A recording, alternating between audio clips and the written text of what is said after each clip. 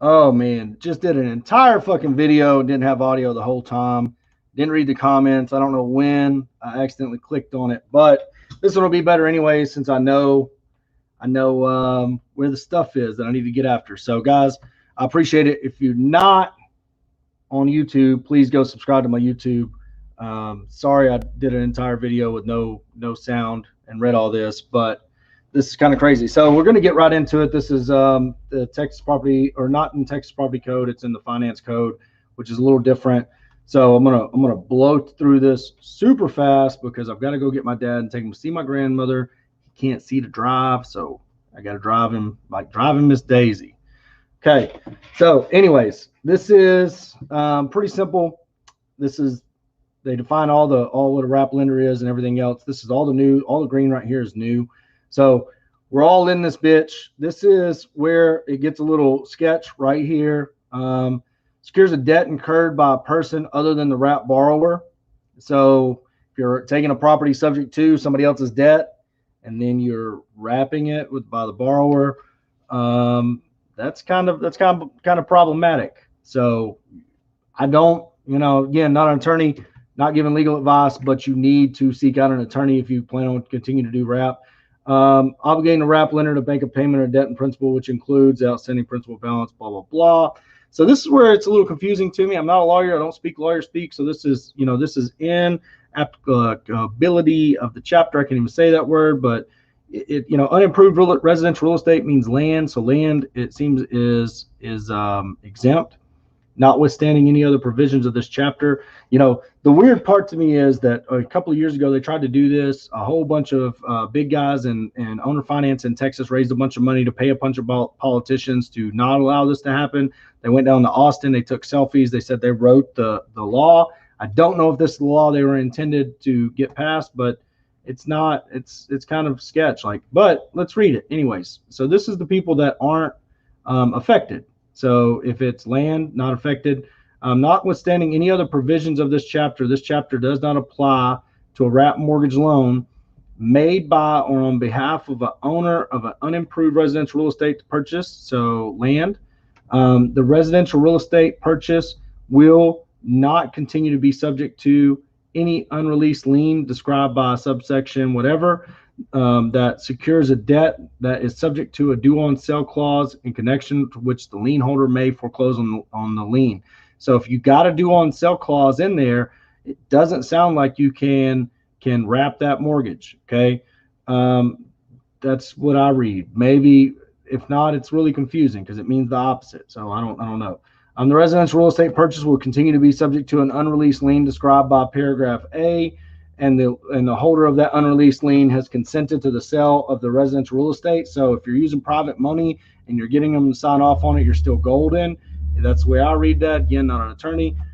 For sell a residential real estate as wrap lender's homestead. So if I'm selling my homestead, I can still do this, which means you probably can still buy subject to without exposing your seller to some sort of jailbird time or whatever. I see this as creating problems because now unscrupulous people can cause problems for people that sell them properties owner finance. They could try to get some of these remedies that we're going to get down to in the bottom.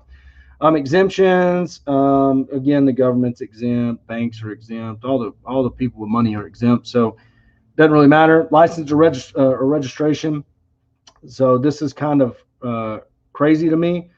Unless a person is licensed or registered to originate or make residential mortgage loans, or is exempt for licensing, as provided under the applicable vision of those chapters. So it sounds like you got to be an RMLO. I thought whenever everybody went down and took selfies with politicians that they were going to get it where you could use a RMLO. It appears that you have to be an RMLO yourself to do this. So, among other things, that if you're doing more than three, now you got to become an RMLO to do it. Yeah, I mean, this is just, to be able to wrap a mortgage now, you have to be if you're doing more than 3 a year, you have to be an RMLO. So that means, I don't even know what that means. I mean, can you hire an RMLO? Like if you got an LLC that you're doing it out of, can that LLC employ an RMLO? I think that's covered somewhere in here. So maybe you got to hire an RMLO. Maybe we'll all fucking hire one together. Who knows? Kind of weird there, though, but we will see what an attorney says about it. So disclosure statement. If you don't disclose this, guys, this is where it tells you it's the same as Texas Property Code. It's right there, 5.016. If you don't disclose that it's a wrap mortgage that you're selling on, they are going to unwind. Like, so they can, you disclose it. They got 7 days to opt out, and you got to give them back their earnest money, everything. Okay.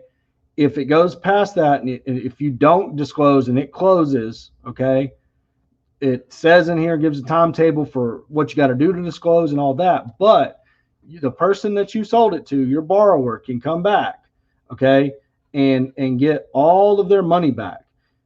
That's the gist of this part. And also the disclosure has to be in the language of the borrower. So if they speak Spanish, you got to give them the disclosure in Spanish. Again, if you don't give it down here, failure to provide disclosure, like, this is where it gets interesting. Now, one remedy that it does provide in here, if they do come back on you, the wrap lender shall return the wrap borrower all principal and interest, all money and property, any escrow. On the date which return money, the property, the borrower has to give you back the property, so it unwinds the transaction. But you can pay the outstanding debt or outstanding balance on this. If you forget to disclose and they come back, you can pay the outstanding balance. So it does provide some relief to the lenders in this situation, but this is pretty harsh. Now, when it gets down in here, they give this governing body some power to come in and look through your ass. I can't remember where it says that at, but they can. Here it is: enforcement of certain registration requirements, inspect and investigation. The commissioner may conduct an inspection of a wrap lender is registered, determines necessary to determine whether the wrap lender is complying with that chapter and applicable rules. The inspection may include inspection of books, records, documents, operations, and facility of the wrap lender. The commissioner may share evidence of criminal activity gathering during an inspection or investigation with any state or federal law enforcement agency. Guys, that is the part to me. It's like, man, so we've done how many wraps over the last 5 years, right? Now they catch wind of it, some social justice lawyer or whatever's out there beating the bushes for wrap lenders, and they come over here and they inspect your shit for something you did 2 years ago that this law didn't even exist then. And they start looking through your books and they say, oh, well, this is illegal. Here, Texas Rangers, come over here and look at the rest of this. So this is the unnecessary regulation that I wouldn't want in my life at all. Like, I mean, it's kind of a sad deal. The new way to do this, at least in my opinion, is going to be cross collateralizing. You know, you just basically you get the private money to hold the note now that you originate as collateral. So now the note's in first lien position. There's always some sort of workaround, but as far as taking something subject to, you can buy it subject to all day long. I think according to this, you need to ask an attorney, but you won't be able to turn around and sell it and wrap that. And if you were buying owner finance, so if you're buying something owner finance and then selling it owner finance on a wrap, that's this regulation, like this regulatory body coming through, you better be on the up and up. You better, like, I don't know what that means. I don't know if it means that if you're putting out bandit signs and they find out that you put out a bandit sign, if you're going to have to go pay the fines for the bandit signs, I doubt they're going to get that weird about it. I doubt they get too much into it, but now they have the authority to come look through. It gives subpoena power and everything else. But again, you're going to need to talk to an attorney. I'm not an attorney. An attorney did point this out to me, Tyler Epstein. I'm going to right here. This guy right here. He's the one that pointed this out. I'm all fucked up. I'm way down here. Anyways, he's the attorney that pointed this out to me. He might be able to answer or elaborate a little more. I don't really know. He might not have time. He might tell you ask your attorney, not him. So anyways, we really appreciate y'all's following. If you're not following on YouTube, jump on there. I've got to go. I'm running late. I've got to go get my dad. We're going to go eat with my niece. He don't even know that yet. So I got to get.